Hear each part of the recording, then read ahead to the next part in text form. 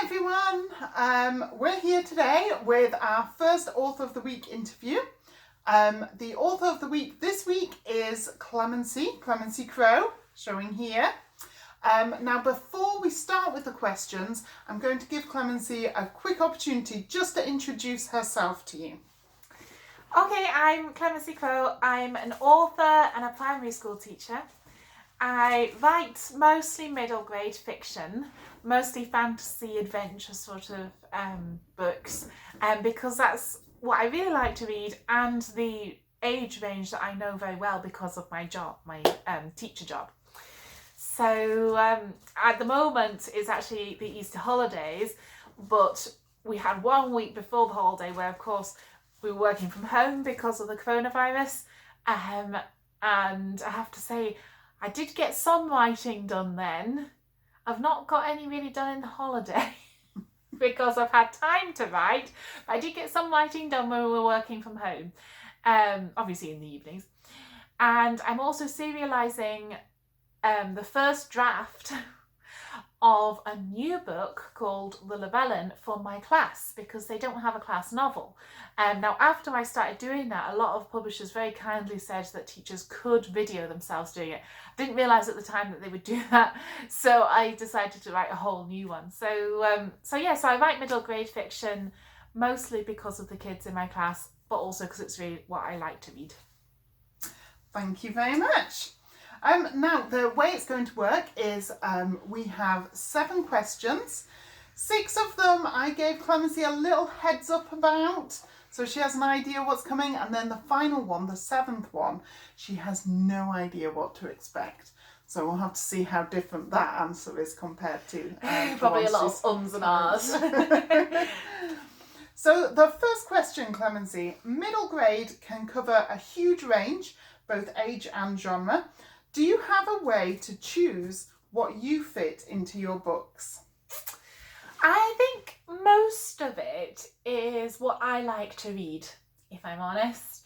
And there's a lot of advice out there for authors to write the book that they want to read. And it's fantastic advice because it means that you enjoy writing it a lot more. And you know also that if you want to read it, there's other people who want to read it as well. So you've got an audience. So I like... My favourite genre, as the children in my class will be able to tell you, is adventure. I really like the suspense, I like the action. It's just a great fun genre, especially for middle grade. So mostly in my books, I include a lot of adventure. I like fantasy too, not particularly otherworld fantasy, although I do like some of that, but I like a lot of fantasy set in this world, like magic and things. I mean, Harry Potter obviously is a good example. So really, I just look for what I like to read. But also, I look to see what my kids enjoy reading as well. Because obviously they're the age range that I'm writing for. And if I get it right by them, then I'm on to a winner with other people. So yeah, it's to do with what I like and what my class likes, really. Oh, well, that leads very nicely on to question 2, which you seem to have pretty much answered already. How much, if at all, do your pupils influence what you write? A lot, very much so. We have a class library in my class because obviously, books are really important to me. And there's one book in the class library which I've not really seen on the shelves all that much, because as soon as one child has finished it, another child has booked it, and the moment in fact actually sometimes they book it before that other child has finished and then start pressurizing them to finish the book. It's called The Atlas of Monsters and Ghosts or something like that. It's a big book, big hardback book. I think it's by Lonely Planet, and I got it at the Rabbit Hole bookshop on my book launch day, so it's really special to me as well. And the kids love it. And you see, that's by looking at what the kids enjoy reading. They enjoy reading it so much they actually read it over and over again. I know what they like to read, so then I can use all of that in my book. I know, for example, and a lot of adults refuse to acknowledge this, I know that kids love to be scared in books. I mean, you just have to look at the Goosebumps books, which are like really, really popular. They loved ghosts. They absolutely adore ghost stories. Oh yeah. So in Taking Wing, you know, I added a little bit of sort of child horror to part of it as well, and they loved it. When I read it to my class, I think that was probably one of their favourite bits, because it was tense and scary, and because I knew what the kids would like. So I do watch my pupils very closely to see what books they enjoy, and I use that as my main market research, if I'm honest. So they do influence my writing a lot. It makes sense if you've got your target audience there. It makes sense to do that. My third question for you, which you've kind of, again, you've led in very nicely to this. Who, literary persons and others, so including the kids in your class, and you can include them as the kids in your class, you don't have to single anyone out, have been your inspirations? Well, the kids in my class have been an inspiration, but I have to say, you know, being realistic, for Taking Wing, it was the kids mostly in my probation year who were the inspiration, because they were the kids who I knew at the time when I was writing the book. Rewriting the book actually.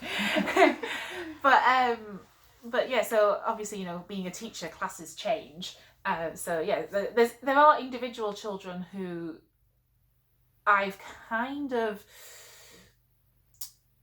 used as inspiration for some of the characters. You know, not entirely, but taken parts of their personalities and stuff. So they have been a huge inspiration.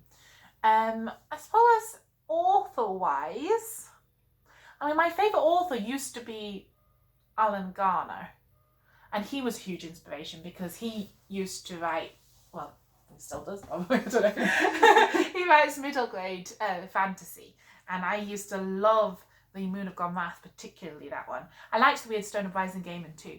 So he was a big inspiration for the sort of genre that I want to write. But I did feel a bit let down by his recent book. And I feel a lot of people have been. Do you think that's because it wasn't middle grade anymore? Yeah, and I think actually if he'd written a novel like the one he did, as a purely standalone novel, I would have probably liked it. But it's the fact that he took that amazing middle grade story, which I absolutely adored and I read so many times when I was little, and he took those characters and he made it so mundane. Anyway, so he is a literary inspiration, but with that caveat. Also, actually, obviously, as you know, I come from a family of writers.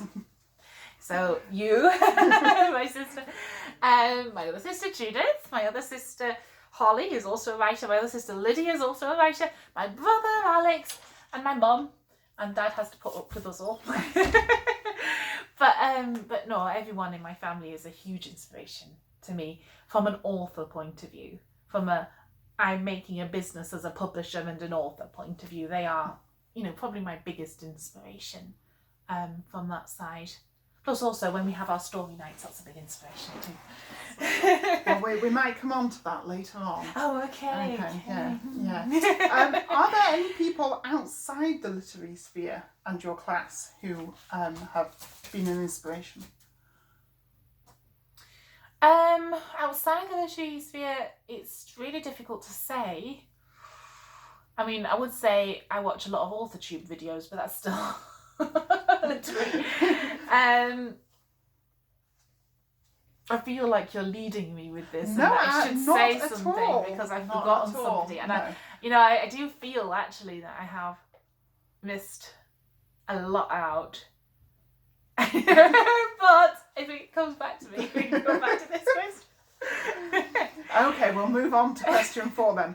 In Taking Wing, are any of your characters based on real people, either people who are living now, in which case be careful if you say who they are, or people who are back in history? Well, like I said, my main character Freya, and also, the children in it are taking a little bit of this person, a little bit of that person, a little bit of that person, and they are just like mixing together loads and loads of personality traits, which I've noticed in a lot of children and adults. So they do inspire my characters. From an historical perspective, my baddie actually, Raedwald, is or was a real person. Which you're feigning surprise, but So when I was little, I was really, really interested, and still am actually, in the Anglo-Saxons. And I used to read the Anglo-Saxon Chronicles quite a bit, and it had some good pictures in as well. And I think, it does come into my book. Is it 617 AD? First one.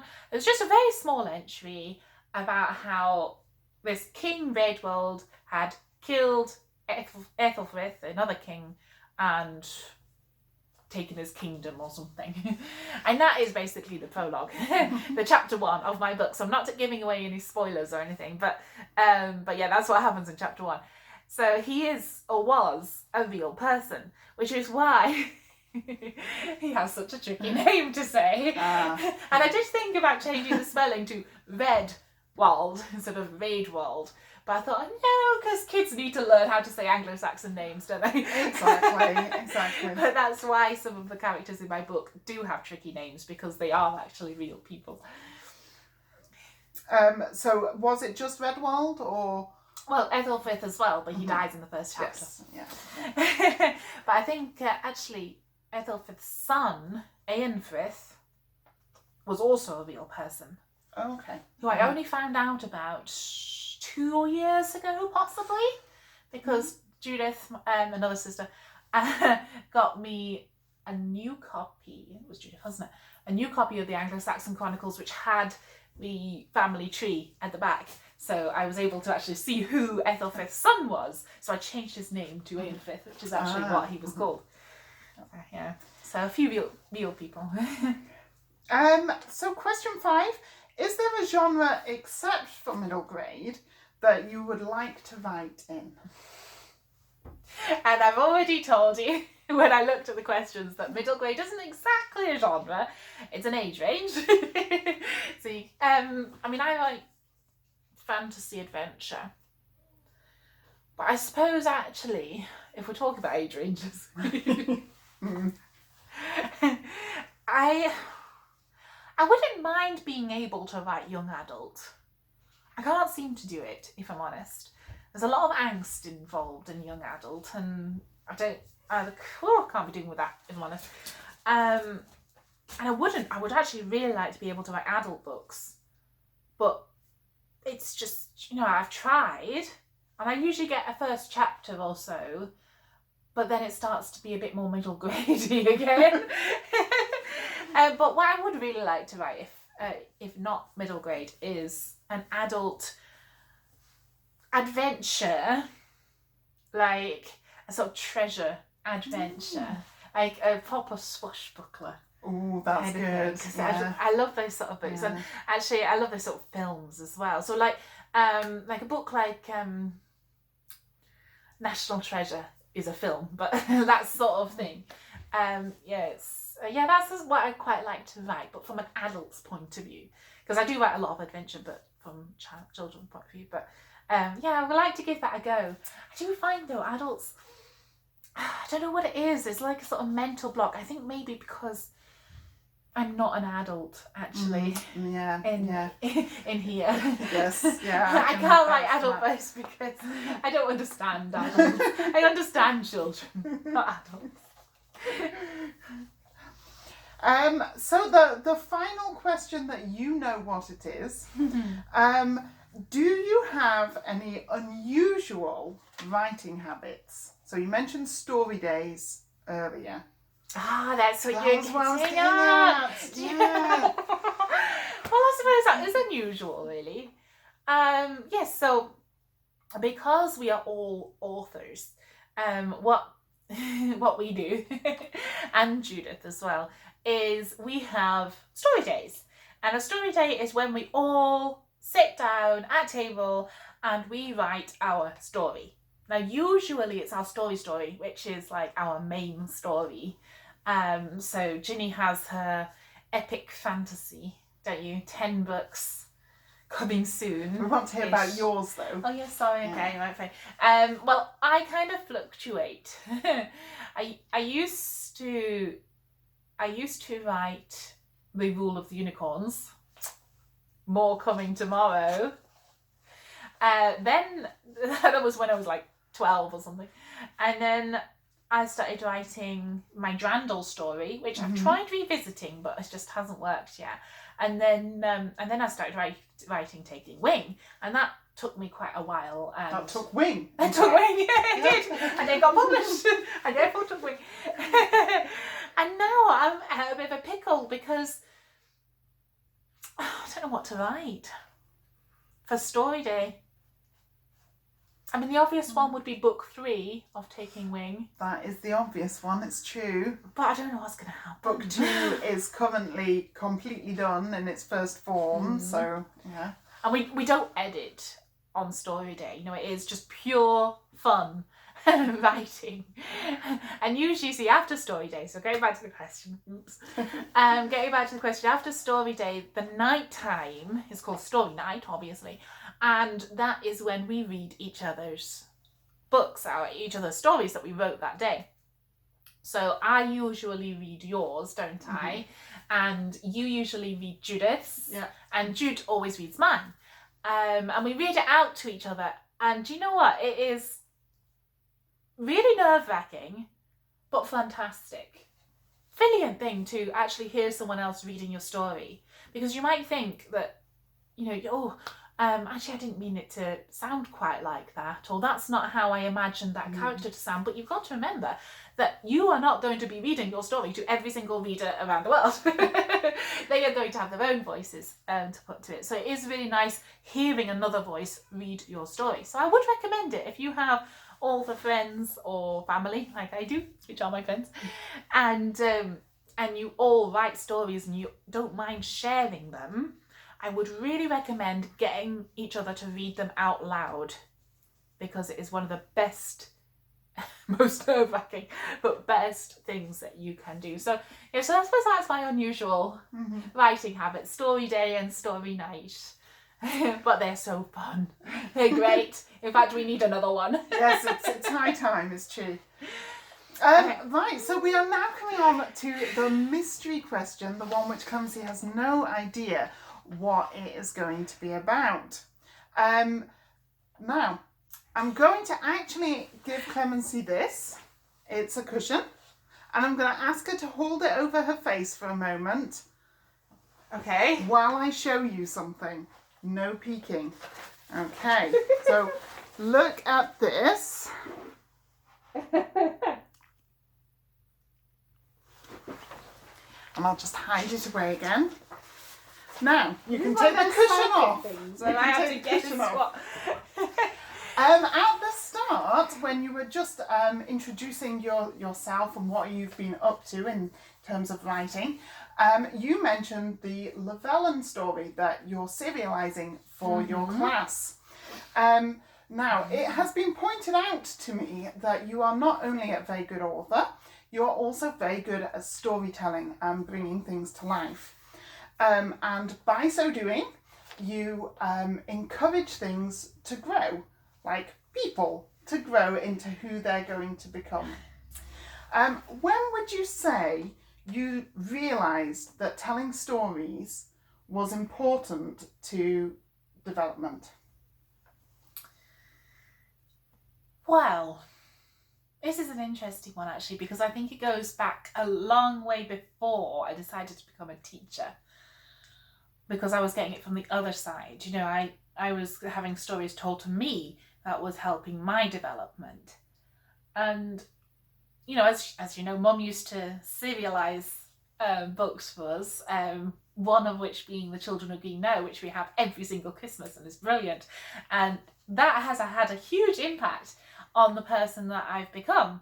But also, you know, I remember you actually, because we used to share a bedroom when we were little, you used to read to me in bed, didn't you? Yeah, wow, that was a long time. It was.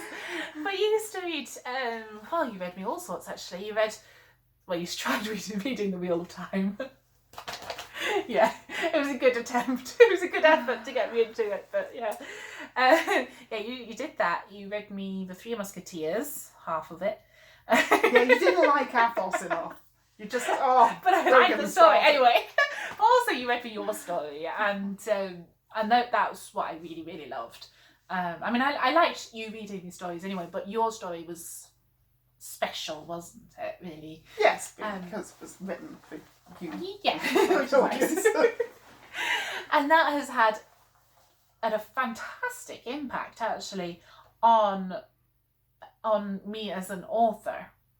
And it has helped me develop. So I suppose it was being read to as a child, you know, by Mum, by you, that made me realise that storytelling can have that huge impact.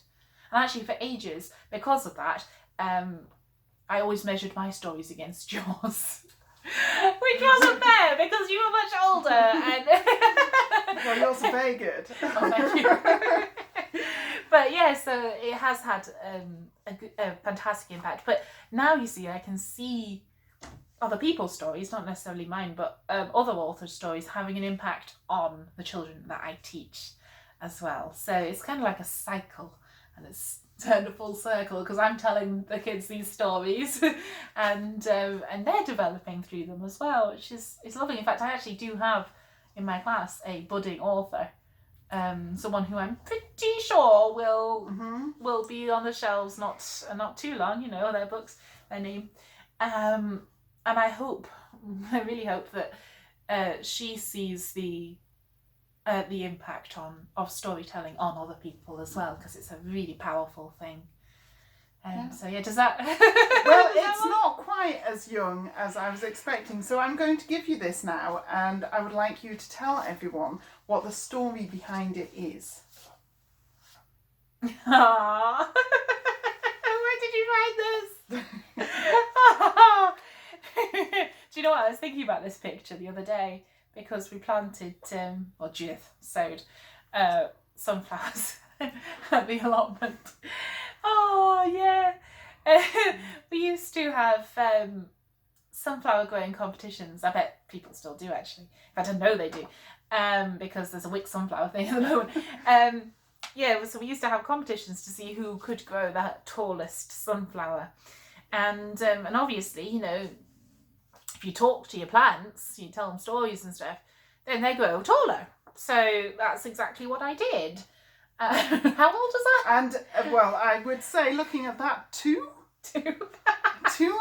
Maybe 2.5? No, you couldn't be 2.5. Your birthday's in July. It must have been 2. Yeah. 3. 3 probably, because, that was not in Orkney, was it? No. So, yeah, so I used to talk. In fact, I still do. And did you win?